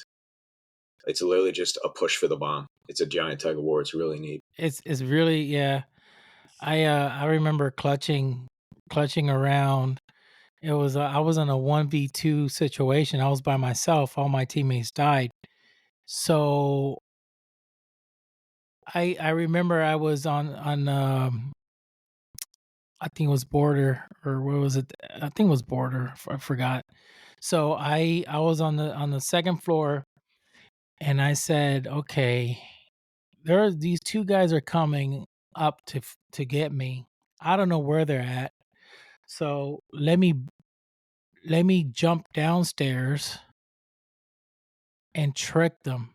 I heard them going up, and while they were making noise, I quickly dropped downstairs, went behind them up their stairs, and killed them both and won the round. Dude, that's one thing Halo doesn't have that is like so neat is audio based like skill gaps Mhm. to where you like to have the the real time in moment decision making to be like, that's audio cover, I can push. Correct. Like, you just don't have that in Halo.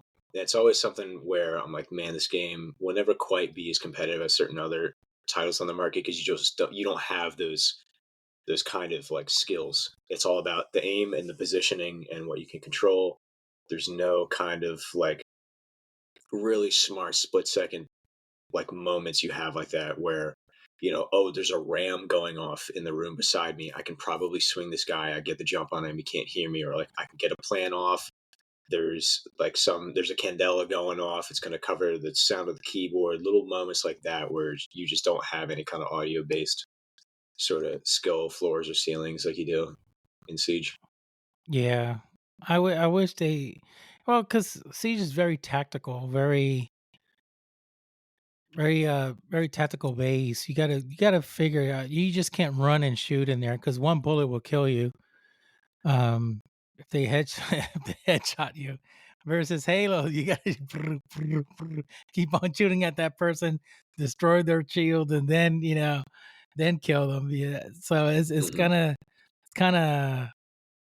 kind of hard that way. It's not as easy for me. When I went from Siege to Halo, I kind of found Halo a little bit easier, and I was like, okay, this is a little bit easier. I don't die on the first bullet now.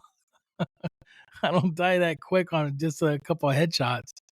So it's unless you use a sniper on Halo, that's a different story. You head snipe somebody, they're dead. Yeah, that's one But of those things. That's probably part of the reason why mouse and keyboard is so hard. Is there is no like mechanical skill gap until the shields are down. yeah, Like controller and mouse keyboard function the same way. There's no yeah, oh, the controller got to me, but he's aiming at my chest, but I'm aiming at his head, so I win the fight. That doesn't happen until like the end of the fight.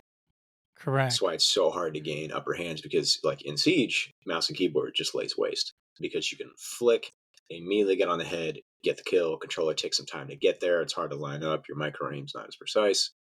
So like mouse keyboard just plows ahead, but it's like on controller in Halo, you get more rewarded because your ability to stay on target, which is what the primary skill is for 90% of the gunfight. Like that's rewarded and it's easier because of aim assist. You just don't get those little moments where mouse and keyboard can like flick 180 headshot, immediately turn around, do it again, and pull off like a double, triple kill, like you see in Siege, where someone's like a Mira and just like pivoting, mag dumping a vector. Like you don't get moments like that in Halo. It's very slow, and you don't get those micro aim rewards. correct, correct. Yeah, that that's true. Now, question: what keyboard do you use? What's the brand? What's the keyboard and mouse you use? I've kind of been exploring some other options right now, just because I know a lot of the industry has really pulled ahead. But I've been using Ducky keyboards for probably like ever. I had a Ducky 1-2 Mini. I think Hmm. I broke that one by accident. Bought another one. I got a Ducky 1-2 Mini Mecha, which was like the same thing but with like a steel base to it. I have a Ducky 1-3 Mini. It's their newer one. That's pretty much all I've been using is Duckies. Oh, really? Yeah, Dougie. A lot of people don't know about because they always hear Logitech and all this stuff.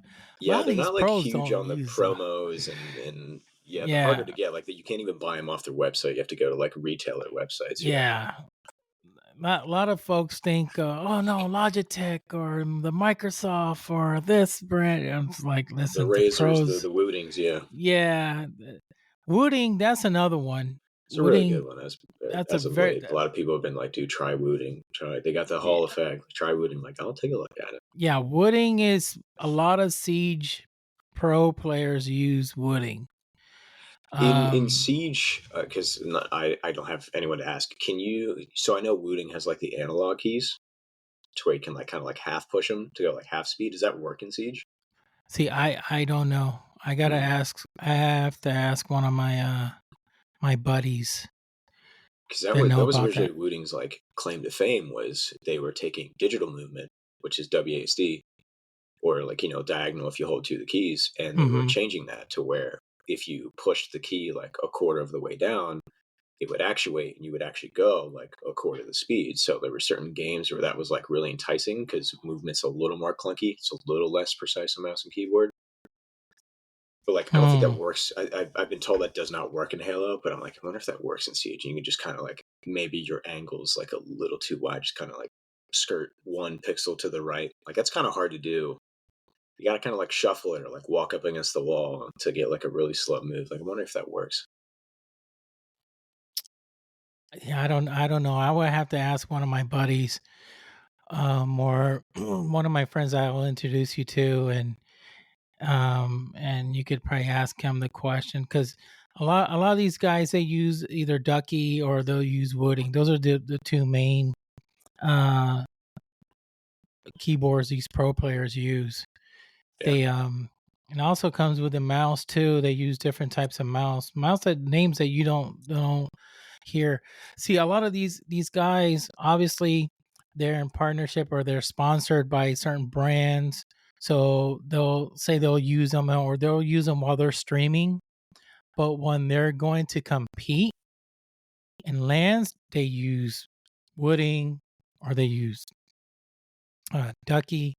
They use the brands that a lot of people don't see, you know, at your Hmm. local Outside of the main line. yeah, they, and once you see the prices, you'd be like, I'm going to Walmart.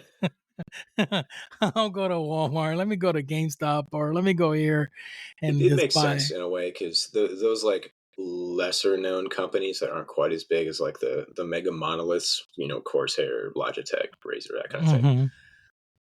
They're, how they push their products ahead is they adopt the newest technology or the best materials, while the more mega sized companies will take the safer routes. So like, you have like Yeah. Razer, they finally have a magnesium mouse. It's like 2 years after Mouse started doing magnesium. They're not even on it anymore. They're using carbon composites. Like the larger companies take the safer routes, which is great for like the end consumers because they can just buy like a safe, well made product that has a ton of quality control. It's very well made. It's going to last them forever. While the pros and the higher end players, where they want the best of the best, they want that competitive advantage. They're the ones buying the lesser known brands that are taking the risks and trying the pioneering technologies, trying to adopt the newer stuff before it's seamless.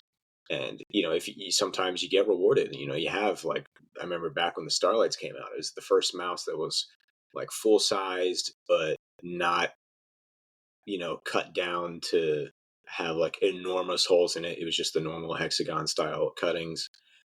It was, well, I was trying to think what Starlights, it was like 40 grams, 45 grams, which was half of what the main drivers were, the G Pro, the Razer Viper Ultimates, the 80-gram plastic mice. Like Hmm. the companies weren't thinking outside of plastic yet because that wasn't really a safe route to go yet. They didn't know if it was going to work or if it was financially possible. And then you have all these smaller companies making carbon composites and different alloys, and like those are the ones you want as someone who's trying to get the best of the best. You want to be ahead of the other players. You want your mouse to be half the weight of all your opponents. You want Correct. to be faster. You want to have the faster pulling rate. So Now, what mouse do you use? I've been using Final Mouse for quite a couple years now. Right now, I'm on their new ULX, the Ultralight X. So it's a carbon composite. It's a full Mm. size mouse, ambidextrous. Well, it's shaped ambidextrous. It's built for right handed. It's got the side buttons on the left thumb. Okay. Um, it's And you like it? 38 grams, I think. Yeah, it's extremely light. Well, for me and my aim or my sense, and this is also why I kind of struggle to be like high end on Siege. I Hmm. play a very, very low sense. It's about 70 centimeters per 360, which is like very, very low compared to most people. It's like half the speed, if not a quarter, or I'd say like, yeah, it's incredibly slow compared to most players. That kind of punishes me up at the high end. I can't like flick to people and beam them. But I have Mm. to physically swing my arm. It takes me over 2 feet of desk space to do a 360. So for me, Oh. having that extremely light mouse allows me to stop it and start it with, you know, half of the effort as some of these heavier mice. So Final Mouse, they're the ones who've It depends on the year. Sometimes they're like the pioneering brand. Sometimes they're not, but they're always kind of ahead of the curve of the mega corporations. As I was talking about earlier, I've been loving their products for years now. Are the your you going to be sponsoring them, or I are don't they know. I are you going to do help partner them with? test some firmware. Okay. Like I've done that previously. I've helped them test like release firmware and see if it's good. But I think they're more. At least from the outside looking in, it seems like their company is more. They look for like people who are peripheral reviewers and like AIM Labs champions. I don't Mm, think they're really looking for maybe like Valorant or a couple like main huge games. They might they did like a 10Z mouse with for Valorant. it But doesn't hurt to ask them. You never yeah, know. you never know. But yeah, You say, I'm mainly listen, I just will put that logo on my stream. I'll put that logo on the bottom of my screen, and and if the people purchase, make a discount code under my name, and then let's go at it. Let's go for it. yeah, Save they're a 10%, save 5% off using accelerate code. Hey, they're a final drop mouse, get them. based. Yeah, they drop their products in like a drop based fashion. Mm-hmm. Like they don't just you. It's not like Logitech where you can just like go on their website and buy any mouse at any point. They drop them like every couple months in batches, Yeah, and they sell out like within the first yeah, day. yeah. They'll Sometimes sell out real quick. but previously it's been like within minutes. So like not really sure how that even functioned. Like, hey guys, we got a drop coming up a month from now. Like, be ready. But who knows? I would obviously never say no. I'll say that. Yeah, there's another. I'm gonna try to find it here. Another contender that's out there that's doing really good is it's the Mercury M1 by Grabastar. I think I've heard of that one. Yeah. Yeah, they're getting up there. They're trying to make the competition with with Final Mouse. Keep an eye open on that mouse.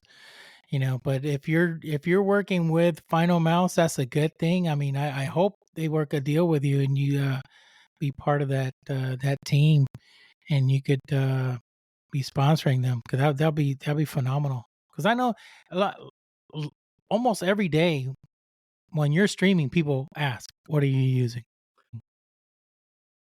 And they're like, "Wow, look how good! Look how wow he plays amazing. What mouse do you use? What keyboard do you use?" Yeah, I And they're need to like, get "Okay, that. Yeah. I'll need to get that." They think this is a mind thing. It's I think, well, if I get the same mouse, same keyboard, I'm gonna play just like Accelerate. You need to put a lot of years into it. Just because I buy the same clubs as Tiger Woods doesn't mean I'm gonna be winning majors like the way he did. Or Yeah, it's hard to recommend a lot of my peripherals too because they're just costly. These mice are like $200. A lot of people they're like real casual players. They're like, "Yo, what mouse to use?" Like, I need to get. I'm like, it's a Final mouse. They're hard to get. They're $200 new, like $400 from resellers, and like, ooh, like, nah, I'm like, I'm even good. you can tell when they're like, ooh, that's rough. Yeah. Sometimes a lot of times when people ask me, I'm like, dude, go get one of like the new G Pro Superlight X's or whatever they call it, or go get a Razer Viper V2. Like, there's plenty of great Good mice amount. that are at Yeah. much lower price for most people. It's hard to be an enthusiast and like recommend enthusiast grade products Mm-hmm. to like non enthusiasts. Yeah. Well, a lot of times people would eventually will save the money and get the same one you have because they admire you. They're like, "Oh God, it's expensive," and they're like, "Okay, how much do I got to work? What I got to do? Okay, I got to save up money. Okay, I'm gonna buy it in 6 months," and they'll save it because you inspire them. They see how you play and how good you are, so they're like, and you got those people that they're like fanatics. They'll just like he's using that. He's using this. I want to use the same exact thing. I've gone through that myself. I remember I used to watch Tfue Mhm. years ago on Fortnite when he would like solo queue squads. So he'd be like 1v4 in these groups and just like demolish them. And I was like, I wonder what mouse pad he's using. And it was like the Razer Goliathus V2 or something like that. And it was only like $40 anyway. So I was like, oh, I'm going to try this. Like, why not? Clearly it's working. You know, he's got 40,000 people watching him do this. Like, clearly it's good. And I went on and I bought it. And I ended up moving on from it because, you know, there's much better pads available nowadays. But, Mhm. you know, having been a Twitch watcher consumer before I was a creator, I definitely understand the sentiment of like, this guy's crazy. Let's go see what he's using and how it compares to mine. You know, is this something I want to get? Like, I've definitely been there myself. Wow. Yeah, Tfue. Phenomenal player. He's real good. In my opinion, I think he was better than Ninja. Oh, He definitely. Yeah. he's way better. Ninja just built more of a popularity and brand, you Mm-hmm. know. Oh, yeah, very famous. It's like right now in the rainbow community, we got Jinxie, Yeah. and Yeah. he's a console player, and I know you already know him, but Dude, yeah, that's so fascinating. yeah, he's made a big impact now. Yeah, dude's like 6 digits playing. Yeah, It's again, it's so he's. fascinating. He's just like this console guy doing that stuff. That's incredible. I know he's young, and his content is funny and it's crazy. But one of the things that I like about his focus and what he does is that he doesn't care if you're a pro. He could care less. He will always play with his buddies that he's been playing for years and years and years and years. He'll play with random people, regular players.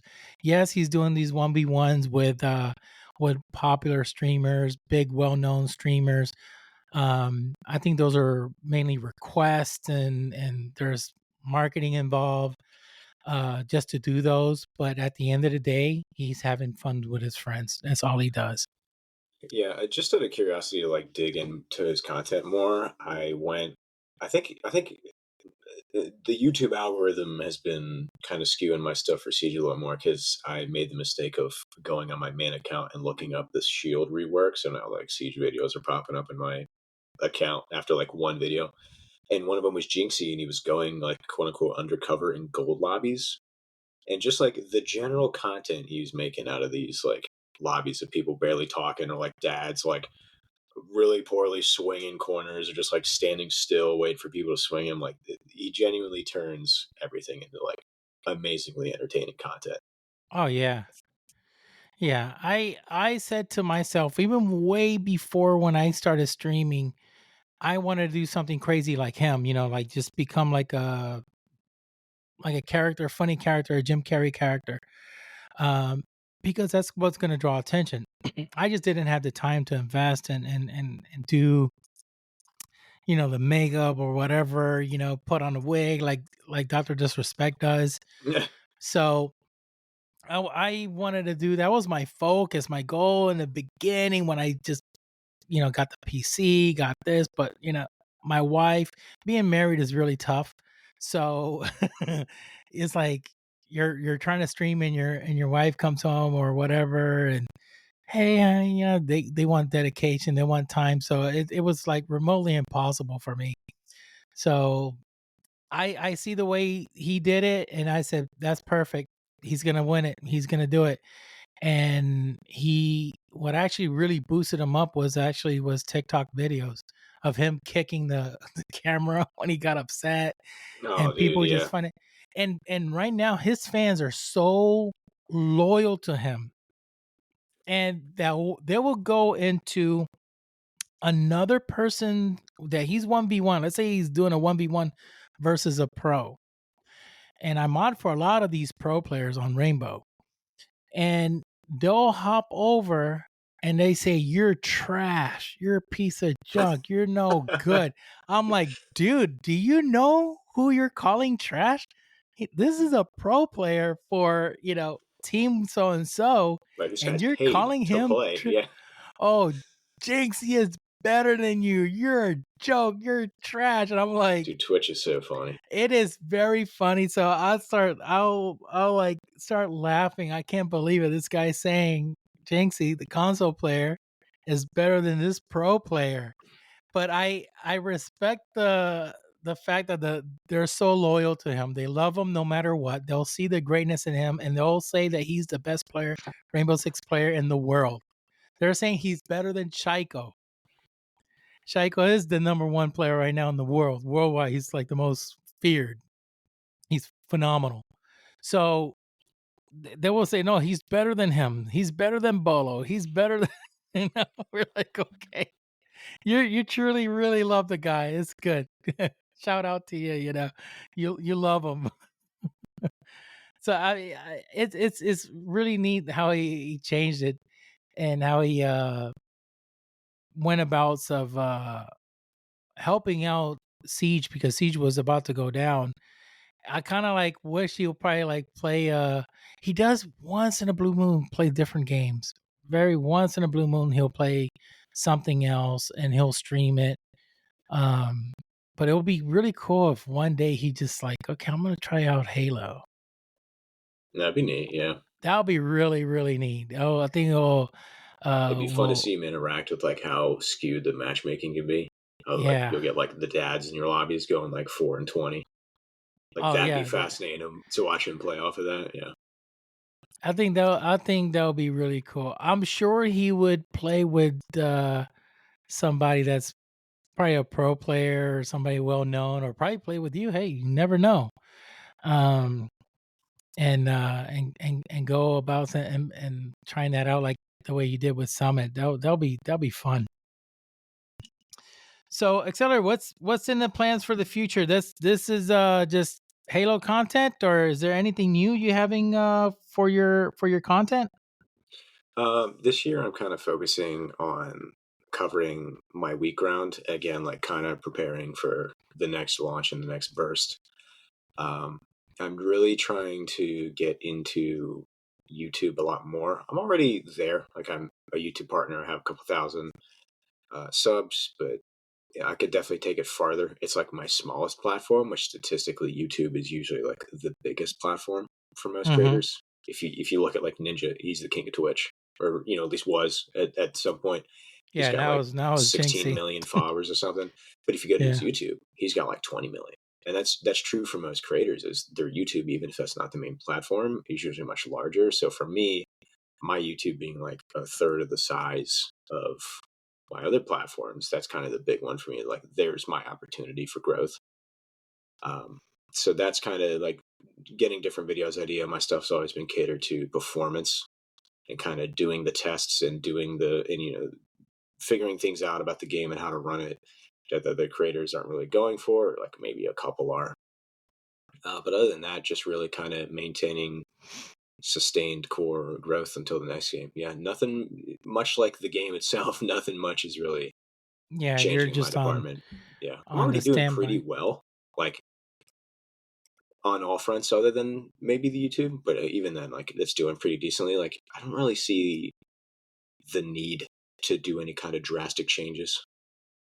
And when you're streaming, this is what I like your stream a lot, is that you do get a lot of viewers, you get a lot of people that are watching you, but you have time to chat and you have time to respond. It feels more like you're hanging out with a group of friends. Everybody is fun. Your chat is not toxic, and I truly love it. When I go in, you usually stream at night, so a lot of times I'm working at night, but I always be like lurking or I'm listening. I also mod for you as well, so I'm watching out for any potential, because I do the same type of things that I do with my with the org that I'm with. If you're, I just watch over you in case anything is said or going on that could interfere with Twitch policy. I'll give you the heads up if I tell you, I send you a DM, you gotta watch this, read this real quick, and be careful with this, or be careful with this person, be careful with that, and It's to more to protect the player, the content, the creator, and from falling into anything within Twitch. Yeah, no, and Uh, I definitely appreciate it for yeah, sure. I know. There was one person I told this a lot on my episodes before. There was one person I said, "Listen, I'll mod for you," and he's like, "Nah, I'm okay. I got enough mods." I go, "Really?" And it's like, "Yeah," because I noticed his mods weren't really. They were just like to just either mute people, ban people. They just feel that upper power, Oh, I mod for this Yeah, guy. Okay, fine. like yeah, Yeah, they feel like they're entitled. They're the boss now. They're the manager or supervisor. So what happened was he said a joke, and that joke went a little bit. It Part of the joke wasn't a bad joke, but he said it on Twitch. Somebody had to report it, and guess what? They pull off his charm off the game, yeah. and it went really bad. It didn't go good, and I was gonna message him. I was like, "What? Told you so." You should have told me. I Not would to have put told you. salt in the wound, but yeah, you could have avoided this. Yeah, Yeah, but I didn't do that, so I just kept it, just quiet, So I kind of wish if I would have mod for him, I would have told him, if this is the day you're gonna be saying jokes, tell me the jokes offhand, and then I'll tell you, hey, it's gonna be okay, or if it's not gonna be okay. So he didn't, but none of his people watched him. So it's unfortunate. He's a nice guy, but still, got to be very, very careful. And your mods have to really. But a lot of these mods, they don't know this stuff. They don't know this information. They don't go into the Twitch policy, rules and regulation, and start reading and reading and reading, and trying to learn all the stuff.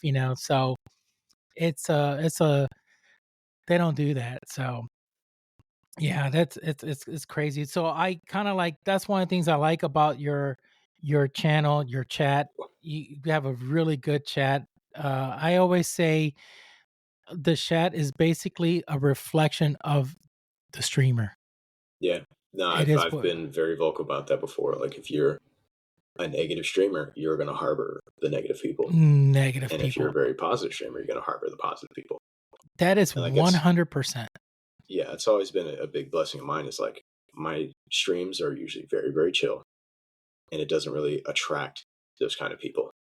Like, Yeah. and the mods will say, they're like, dude, I barely have to do anything here, because like just people don't come in and act up, because they could, most people who can think, you can usually read rooms when you walk into a chat. It's very calm, it's very quiet. Like Yeah. if you're super energetic and nuts and crazy and pushing boundaries, like it's not going to kind of fit in. A lot Yeah. of people know, like, yeah, this isn't really a place for me. Oh yeah. And there, you got the ones that are really cool, very chill, like yourself, and the chat is basically the same. I remember you gave me the first time you gave me the mod. I don't know what the heck my phone went crazy. I think there was an app or something that was conflicting, and it was banning. It's like what the heck is when I looked at my phone, I I think was I like, remember that. Yeah, yeah, I was like, oh my god, the I like first looked over in my chat, and day, like shield mode was turned off and then on and then off like 6 times. The chat yeah. was gone. The half of the people were muted. I was like, what just happened? It was crazy. I don't know what the world happened. I was like, I felt so embarrassed. I was like, this never happened. And now it was a keyboard. There's these keyboards you could use because I tend to, I don't use the original keyboard on my cell phone. So I Oh, you have one of those download, like third party. yeah, I Yeah. got a third party one. So I switched the third party one that I use, and then I went to try out one that's like an NFL one. So it was a color, it had NFLs, you could use this, color backgrounds.